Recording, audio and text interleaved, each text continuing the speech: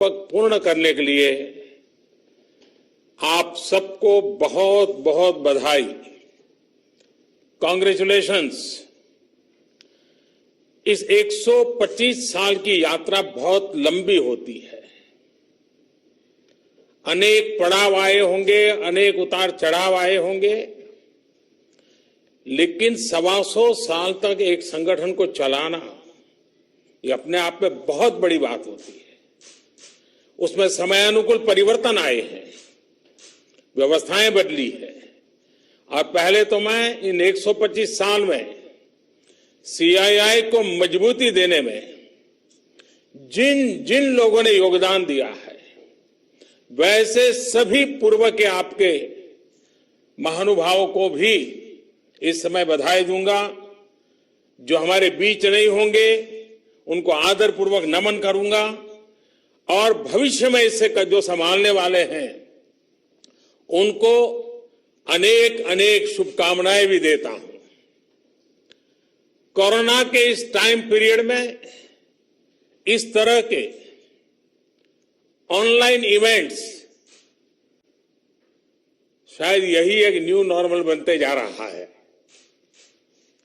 लेकिन ये भी इंसान की सबसे बड़ी ताकत होती है कि वो हर मुश्किल से बाहर निकलने का रास्ता बना ही लेता है।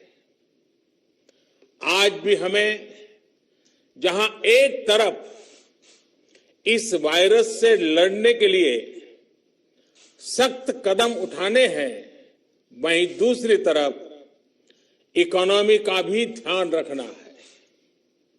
हमें एक तरफ देशवासियों का जीवन भी बचाना है, तो दूसरी तरफ देश की अर्थव्यवस्था को भी स्टेबलाइज करना है, स्पीड अप करना है। इस सिचुएशन में आपने गेटिंग ग्रोथ बैक इस बात को प्राथमिकता दी है, और निश्चित तौर पर इसके लिए आप सभी भारतीय उद्योग जगत के लोग बधाई के पात्र हैं। बल्कि मैं तो गेटिंग ग्रोथ बैक से आगे बढ़कर ये भी कहूंगा कि yes we will definitely get our growth back. आप लोगों में से कुछ लोग सोच सकते हैं कि संकट की इस घड़ी में मैं इतने कॉन्फिडेंस से ये कैसे बोल सकता हूं। मेरे इस कॉन्फिडेंस के कई कारण हैं। मुझे भारत की कैपेबिलिटीज और क्राइसिस मैनेजमेंट पर बहुत भरोसा है। मुझे भारत के टैलेंट और टेक्नोलॉजी पर भरोसा है। मुझे भारत के इनोवेशन और इंटेलेक्ट पर भरोसा है। मुझे भारत के फार्मर्स, एसएमईज, एंटरप्रेन्योर्स पर भरोसा है, और मुझे भरोसा है इंडस्ट्री के लीडर्स पर, आप सभी पर। इसलिए मैं कह रहा हूं, yes we will get our growth back. India will get its growth back.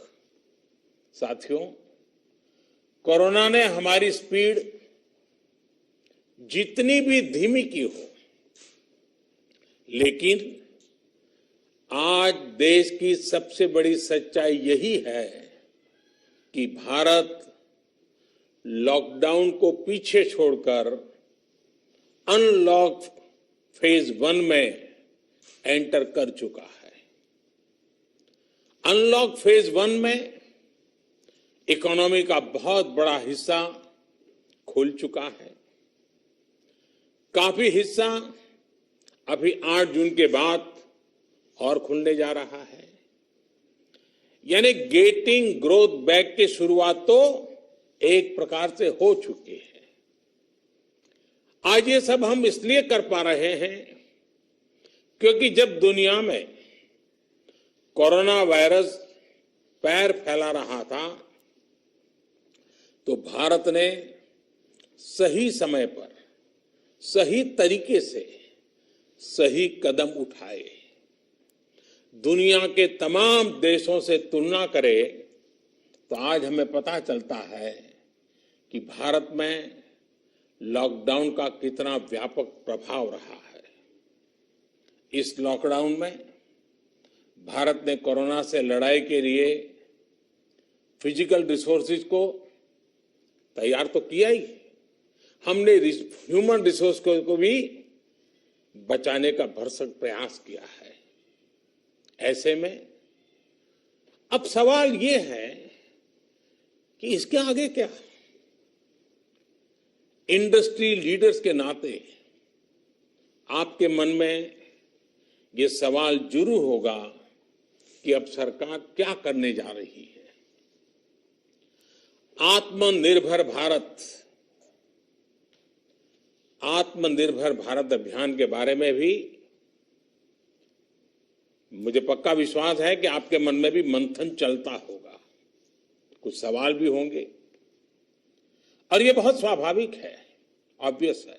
Corona के खिलाफ इकोनॉमी को फिर से मजबूत करना ये हमारी हाईएस्ट प्रायोरिटीज में से एक प्रमुख प्रायोरिटी है।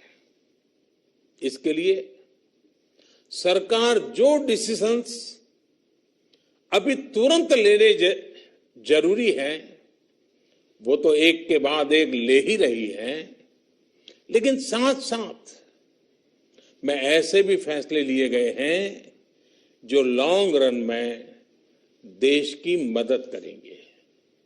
साथियों, प्रधानमंत्री गरीब कल्याण योजना ने गरीबों को तुरंत लाभ देने में बहुत मदद की है।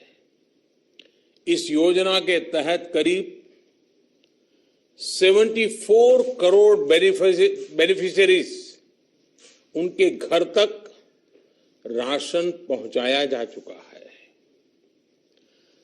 प्रवासी श्रमिकों के लिए भी फ्री राशन पहुंचाया जा रहा है। इसके अलावा अभी तक गरीब परिवारों को 53,000 करोड़ रुपीस यानी 53,000 करोड़ रुपए से ज्यादा की फाइनेंशियल असिस्टेंस दी जा चुकी है।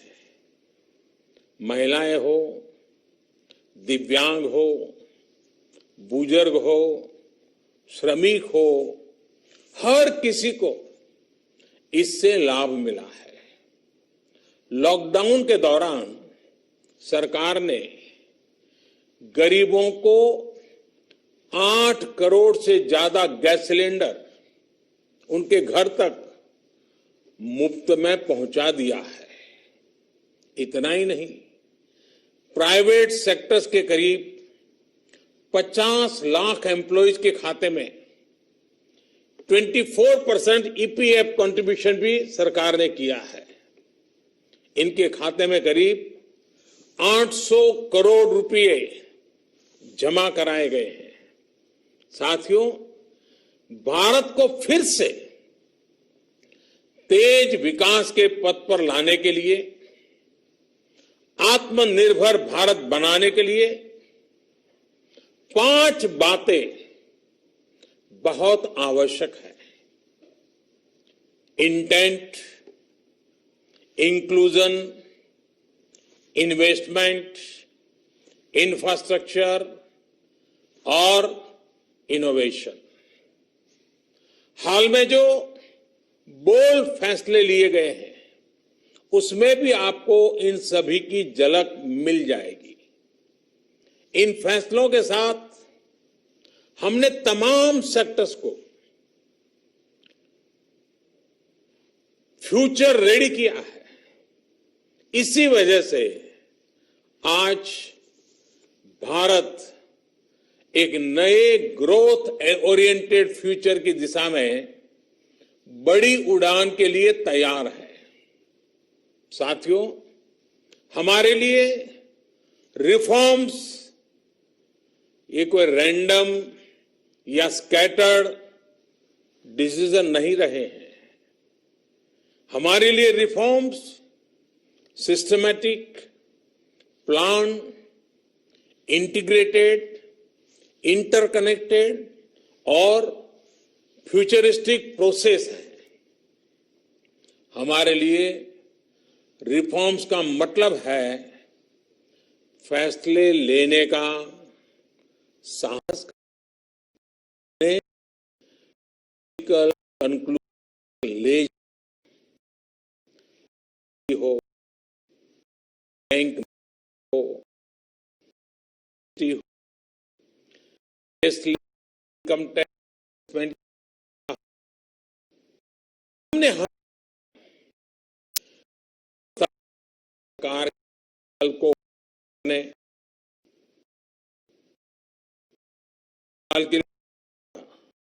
की जिंदगी का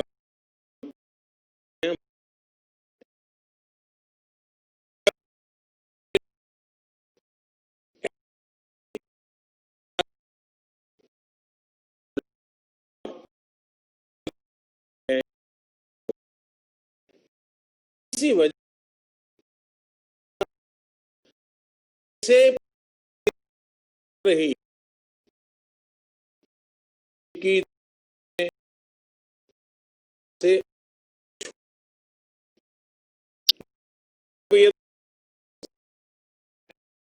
होने लगी।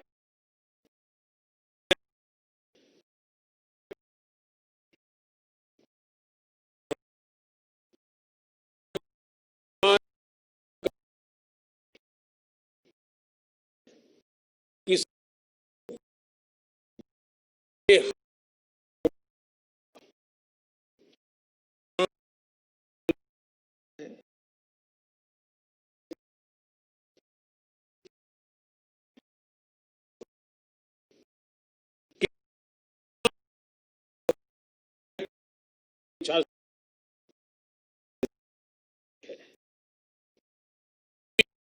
बदलाव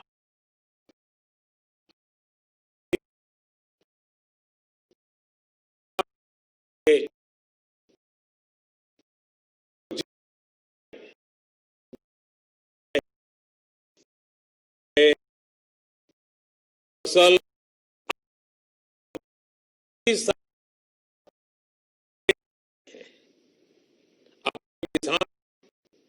अपनी फसल के किसी भी राज्य में बेच सकता है। पहले वेयरहाउसेस में रखे अनाज ये एग्रीकल्चर अब इलेक्ट्रॉनिक ट्रेडिंग के जरिए भी बेचे जा सकते हैं। आप कल्पना कर सकते हैं इससे एग्री बिजनेसेस के लिए कितने नए रास्ते खुलने जा रहे हैं। साथियों, इसी तरह हमारे श्रमिकों के कल्याण को ध्यान में रखते हुए रोजगार के अवसरों को बढ़ाने के लिए लेबर रिफॉर्म्स भी किए जा रहे हैं। जिन नॉन स्ट्रेटेजिक सेक्टर्स में प्राइवेट सेक्टर को इजाजत ही नहीं थी, उन्हें भी खोला गया है। आपका ध्यान इस पर भी गया होगा कि सबका साथ, सबका विकास, सबका विश्वास के रास्ते पर चलते हुए हम वो फैसले भी ले रहे हैं जिसकी मांग बरसों से हो रही थी। साथियों, दुनिया का तीसरा वो देश जिसके पास बहुत बड़ी मात्रा में कोयले का भंडार हो, कोल रिजर्व हो, जिसके पास आप जैसे साहसी और उद्यमी व्यापार जगत के लीडर्स हो, लेकिन फिर भी उस देश में बाहर से कोयला आए, कोल इंपोर्ट हो, तो उसका कारण क्या है? आप भी जानते हैं, देश भी जानता है। कभी सरकार रुकावट बनी रही, कभी नीतियां रुकावट बनी रही, लेकिन अब कोल सेक्टर को इन बंधनों से मुक्त करने का काम शुरू कर दिया गया है। अब कोल सेक्टर में कॉमर्शियल माइनिंग को परमिट कर दिया गया है। पार्सली एक्सप्लोर्ड ब्लॉक्स को भी अलॉटमेंट करने की परमिशन दी गई है। इसी तरह मिनरल माइनिंग में भी अब कंपनियां एक्सप्लोरेशन के साथ साथ माइनिंग का काम एक साथ कर सकती है। इन फैसलों के कितने दूरगामी परिणाम होने वाले हैं, ये इस सेक्टर से परिचित लोग अच्छी तरह जानते हैं। साथियों, सरकार जिस दिशा में बढ़ रही है, उससे हमारा माइनिंग सेक्टर हो, एनर्जी सेक्टर हो या रिसर्च और टेक्नोलॉजी हो, हर क्षेत्र में इंडस्ट्री को भी अवसर मिलेंगे और यूथ के लिए भी नई अपॉर्चुनिटीज खुलेगी। इस सबसे भी आगे बढ़कर अब देश के स्ट्रेटेजिक सेक्टर्स में भी प्राइवेट प्लेयर्स की भागीदारी एक रियलिटी बन रही है। आप चाहें स्पेस सेक्टर में निवेश करना चाहें, एटॉमिक एनर्जी में नई अपॉर्चुनिटीज को तलाशना चाहें, पॉसिबिलिटीज आपके लिए पूरी तरह से खुली हुई हैं। हर अवसर आपका इंतजार कर रहा है।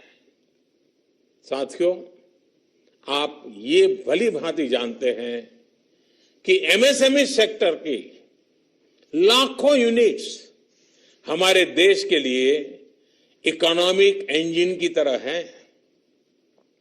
इनका देश की जीडीपी में बहुत बड़ा कंट्रीब्यूशन है और ये कंट्रीब्यूशन करीब करीब 30% का है।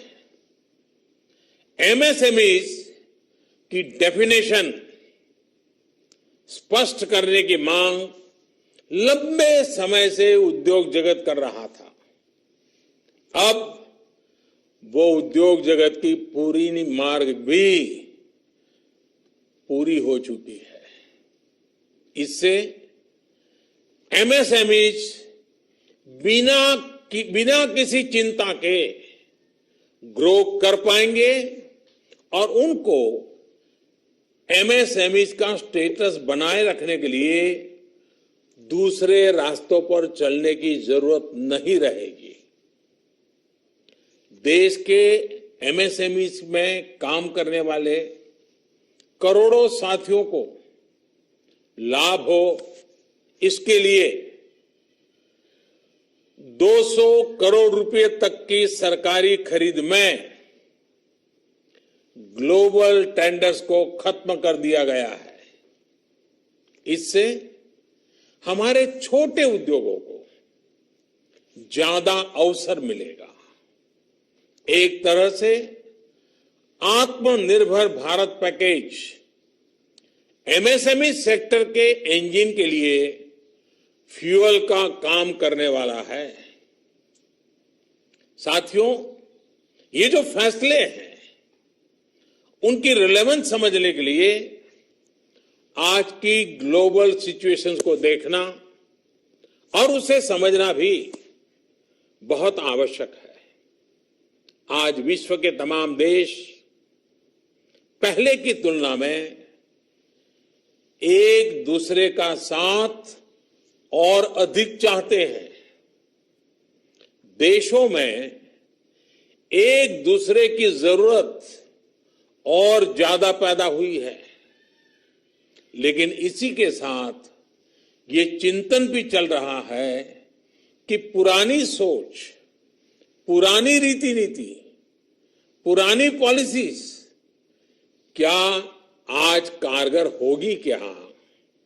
स्वाभाविक है कि इस समय नए सिरे से मंथन चल रहा है और ऐसे समय में भारत से दुनिया की अपेक्षा, एक्सपेक्टेशंस और बड़ी है।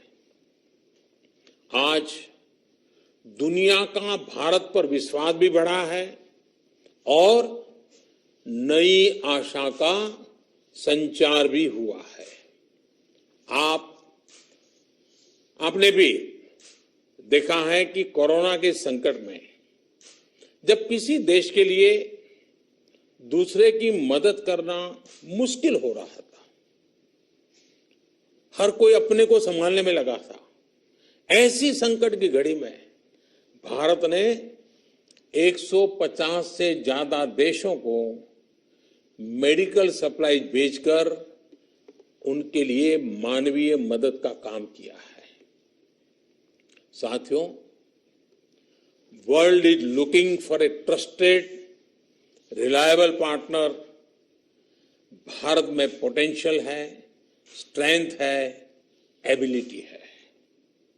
आज पूरे विश्व में भारत के प्रति जो ट्रस्ट डेवलप हुआ है, उसका आप सभी को, भारत की इंडस्ट्री को पूरा फायदा उठाना चाहिए। ये आप सभी की जिम्मेदारी है, सीआईआई जैसे संगठनों की जिम्मेदारी है कि मैन्युफैक्चर्ड इन इंडिया के साथ ट्रस्ट, क्वालिटी, कॉम्पिटिटिवनेस तीनों जुड़ा हो। आप 2 कदम आगे बढ़ाएंगे, सरकार 4 कदम आगे बढ़कर आपका साथ देगी। प्रधानमंत्री के तौर पर मैं आपको भरोसा दे रहा हूं कि मैं आपके साथ खड़ा हूं। भारतीय उद्योग जगत के लिए ये राइज टू द ओकेजन की तरह है। ट्रस्ट मी,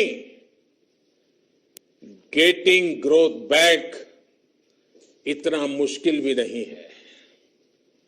और सबसे बड़ी बात कि अब आपके पास, इंडियन इंडस्ट्रीज के पास एक क्लियर पाथ है। आत्मनिर्भर भारत का रास्ता, सेल्फ रिलायंट इंडिया का पाथ।